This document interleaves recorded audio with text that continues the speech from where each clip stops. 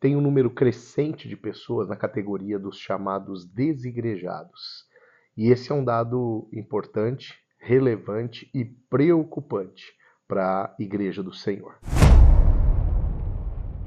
Eu sou o pastor Paulo Amêndola e aqui eu falo acerca de coisas de igreja. Quem de vocês já ouviu falar acerca dos desigrejados? Pois é, esse movimento é um movimento crescente e um movimento que tem criado suas filosofias, seus pensamentos, baseados, sobretudo, nas falhas da igreja. E a igreja, como instituição humana, obviamente ela sempre vai carregar falhas. No entanto, a igreja não é as falhas que ela carrega. A igreja apostólica, por exemplo, ela falhou em um determinado momento. Isso eu estou me referindo à igreja primitiva, a igreja dos apóstolos. Se você olhar, por exemplo, em Atos, capítulo de número 6, a palavra não vai ser categórica e nem textual em falar que houve uma falha da igreja. No entanto, se você conhecer os mandamentos do Antigo Testamento, você vai perceber que Atos capítulo 6 é um problema de pecado no meio da igreja, um problema de falha doutrinária no meio da igreja. Só para você se lembrar, para você contextualizar na sua memória, a palavra fala que as viúvas dos helenistas convertidas ao cristianismo e que estavam fazendo parte da igreja apostólica estavam sendo esquecidas na alimentação diária ou na distribuição diária de alimentos. E esquecer das viúvas é uma prerrogativa para a qual a igreja não está liberada. Há uma ordem no Antigo Testamento falando acerca de atender o órfão, o estrangeiro e a viúva.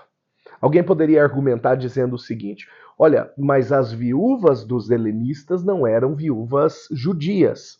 Ok, se a gente for levar por esse lado, ainda assim a afirmação de que esta igreja estava em pecado não morre, porque se elas não eram judias, elas eram estrangeiras. E assim sendo, deveriam também ser atendidas. Não tem para onde correr. Essa igreja estava incorrendo em uma falha. Agora, o grande detalhe de Atos capítulo 6 não é a falha em si, mas o que a liderança da igreja faz com aquela falha.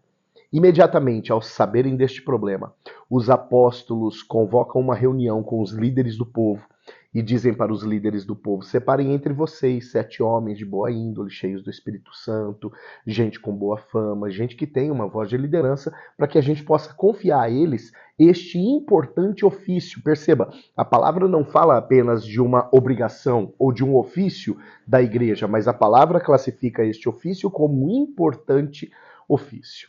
Enquanto os apóstolos dizem: nós, no entanto, continuaremos nos dedicando àquilo que é o nosso ofício, a oração e a pregação da palavra. E aí levantam-se então os 7 diáconos para atender aquela demanda que representava uma falha da igreja naquele momento.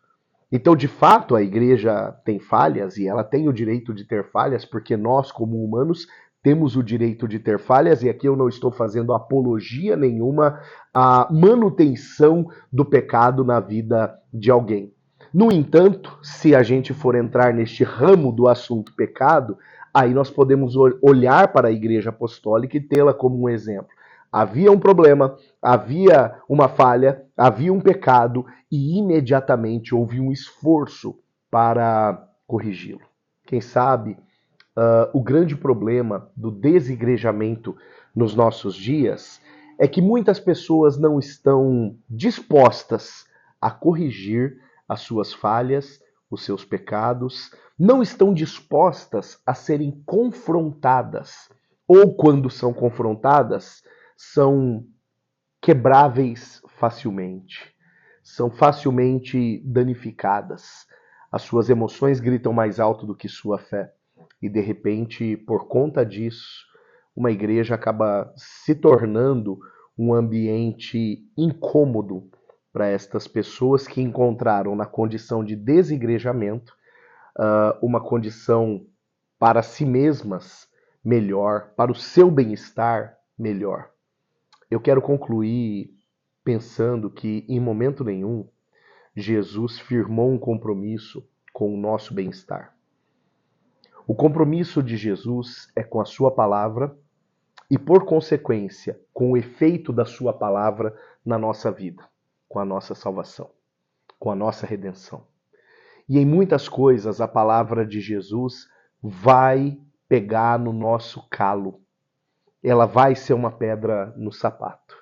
Em muitos momentos a palavra de Jesus vai nos tirar de uma posição cômoda, de uma posição gostosa, de uma posição de bem-estar e nos trasladar para uma condição de conflito, para uma condição de confronto. E de repente, quem sabe, esta condição de conflito, de confronto, seja o que muitos, inclusive dos desigrejados, não querem vivenciar.